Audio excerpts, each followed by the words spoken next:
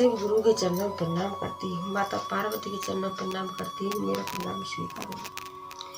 साहेब भैया के चरणों में प्रणाम करती हूँ, नीलम दीदी के चरणों में प्रणाम करती हूँ, मेरा प्रणाम स्वीकार हो। सभी देवी देवताओं के चरणों में प्रणाम करती हूँ, धरती माता के चरणों में प्रणाम करती हूँ, मेरा प्रणाम स्वीकार हो। सभी गुरु बहन सभी गुरु भाइयों के चरणों में प्रणाम करती हूँ, मेरा प्रणाम स्वीकार हो। आइए साहेब भैया और नीलम दीदी के माध्यम से हमें 3 सूत्र मिलाए। पहले में चर्चा करना है, दूसरे में दया मांगना है, तीसरे में 1 से 8 बार से प्रणाम करना है। दरवाजा भीख किस तरीके से मांगना है कि जैसे दरवाजे पे भिखारी आता है, दया से, भाव से, नेम से, प्रेम से देवों के देव महादेव से दया मांगना है। दूसरे में आने जाने वाले व्यक्तियों को हमें बताना है, बहन हम शिव के शिष्य बन गए हैं, आप भी शिव के शिष्य बन जाइए। और तीसरे में 1 से 8 बार से प्रणाम करना है। रुद्राक्ष की माला द्वारा कर सकते हो, सांस द्वारा कर सकते हो, उंगली द्वारा कर सकते हो, जैसे आपका दिल चाहे उसी तरीके से कर सकते हो।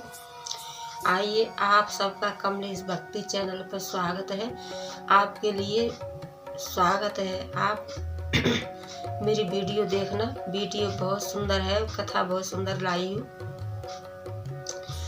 एक हरिपुर गांव था, उस गांव में और एक मोहन नाम के व्यक्ति रहते थे। उनकी पत्नी थी, 2 बेटा भी, एक बेटा था उनके, एक बेटा था और दोनों पति पत्नी थे। एक छोटा सा परिवार था। तो जो मोहन थे उनके पास थोड़ी बहुत खेती भी थी और बेचारे इधर उधर मजदूरी भी करते थे। उसी से वो अपना गृहस्थ भी चलाते थे और अपने बच्चे की स्कूल में मतलब पढ़ाते भी थे। तो एक ही बेटा था, तो अपने बेटे को अच्छी तरह से बढ़िया स्कूल में एडमिशन कराया और अपने बेटा को बहुत प्रेम से, लाड़ से, प्यार से पढ़ाते थे और दोनों पति पत्नी बहुत खुश होते थे। धीरे धीरे जो मोहन थे और उनकी पत्नी, तो जैसे उनकी उम्र आगे बढ़ती गई तो वृद्धा उम्र उनकी हो गई और इधर बेटा की भी पढ़ाई पूरी हो गई थी। तो क्या हुआ कि जो मोहन थे बेचारा बाहर की मजदूरी नहीं होती थी, तो वो अपना घर जो खेत था उसी में से जैसे बेटे की पढ़ाई आगे बढ़ी तो पैसा का खर्चा भी आगे बढ़ गया, क्योंकि पढ़ाई में बहुत पैसा लगता है। तो इसी तरीके से वो बेचारे जो है मेहनत नहीं कर पाते थे, तो खेत जैसे बेच देते, थोड़ा सा खेत बेच दिया, थोड़ा सा कोई गहना बेच दिया। क्यों कि उन्हें अपने बच्चों का भविष्य, लड़के का भविष्य बनाना था। और तो उनकी पत्नी थी, तो वो बेचारी रोज सपना जैसे देखती थी, नई उमंग, नई किरणें जन्म लेती थी कि मेरा बेटा एक डॉक्टर बन जाएगा, मेरा बेटा पढ़ लिख जाएगा तो एक इंजीनियर बन जाएगा, मेरा बेटा पढ़ लिख जाएगा तो एक डॉक्टर बन जाएगा।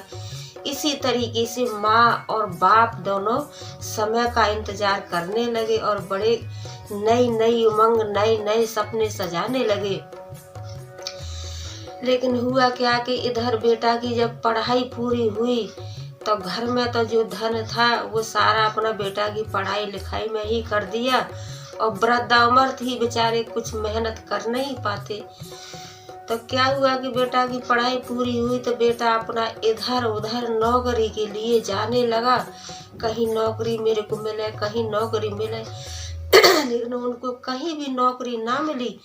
नौकरी न मिलने के कारण वो बहुत चिंतित रहता था और बहुत सोचता था कि अब तो माँ बाप का मेरे को ही खर्चा चलाना है, माँ बाप का पेट मुझे ही भरना है। और हे भगवान, हे देवों के देव महादेव, मुझे नौकरी दीजिए। और मेरे तो माँ बाप मेरे वृद्धा उम्र के हैं, उनसे कोई नौकरी कराता नहीं है, खेती में काम होता नहीं है और जो घर में संपत्ति थी वो सारी मेरी पढ़ाई लिखाई में लग गई। तो यही कहता था और जाता था नौकरी के लिए, लेकिन बेटे को नौकरी नहीं मिलती थी। तो दोनों माता पिता बहुत चिंता करते थे। तो एक दिन क्या हुआ कि बेटे को नौकरी ना मिली और बेटा वापिस आ रहा था तो वहाँ पे एक शंकर भगवान का मंदिर था। तो मंदिर के अंदर गया और देवों के देव महादेव से हाथ जोड़ करके और विनती करने लगा और फूट फूट कर रोने लगा, कहने लगा कि वहाँ पे और भी भक्त थे। तो कोई भक्त फल चढ़ा रहा है, तो कोई भक्त उनका फल से भोग लगा रहा है, कोई लड्डू से भोग लगा रहा है, कोई दूध से भोग लगा रहा है। जैसे अनेक प्रकार से हर भक्त हर तरह से उनका भोग लगा रहे थे। तो जो बेटा था वो गया और फूट फूट कर रोने लगा और कहने लगा कि हे देवों के देव महादेव, मुझे भी कुछ रास्ता दिखाइए। अब मेरे वृद्ध उम्र के माँ बाप है, मुझे उनका भी देखना है और अपने भविष्य के बारे में भी सोचना है। और हे देवों के देव महादेव, अब मेरे पास इतना पैसा नहीं है कि मैं अपने माता पिता को और भोजन करा सकूं, और मेरी जेब में एक 10 रुपए भी नहीं है कि मैं आपके लिए एक लड्डू ला करके आपका भोग लगा दूं। हे देवों के देव महादेव, मुझ पर दया कीजिए। हे देवों के देव महादेव, मुझ पर दया कीजिए। इसी तरीके से और जो बेटा था वो देवों के देव महादेव से दया मांगने लगा और कहने लगा कि देवों के देव महादेव, मेरे पास तो एक 10 रुपए भी नहीं है कि मैं आपका एक लड्डू लाके या एक 10 रुपए का दूध लाके या एक 10 रुपए का कोई फल लाके आपका भोग लगा दूं। तो ये विनती उन्होंने शंकर भगवान ने उनकी विनती स्वीकार की।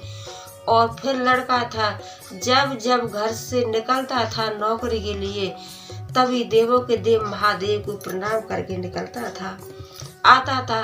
तो तभी देवों के देव महादेव को प्रणाम करता था, ये देवों के देव महादेव दया कीजिए, दया कीजिए। इसी तरीके से लड़का करता रहा। देवों के देव महादेव की कृपा से उसकी बढ़िया नौकरी लगी। एक दिन नौकरी उसकी लग गई और अपने माता पिता को अच्छी तरह से रखने लगा, पेट भर के खाना खिलाने लगा और अपना शंकर भगवान का 3 सूत्र का पालन करने लगा। और शंकर भगवान से आते जाते समय दोनों हाथ जोड़ करके प्रणाम करता था।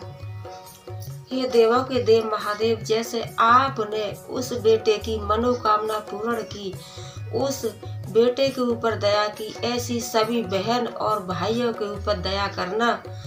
मेरी वीडियो को लाइक, शेयर, कमेंट, सब्सक्राइब कीजिए और लास्ट में हर हर बोले ओम नमः शिवाय।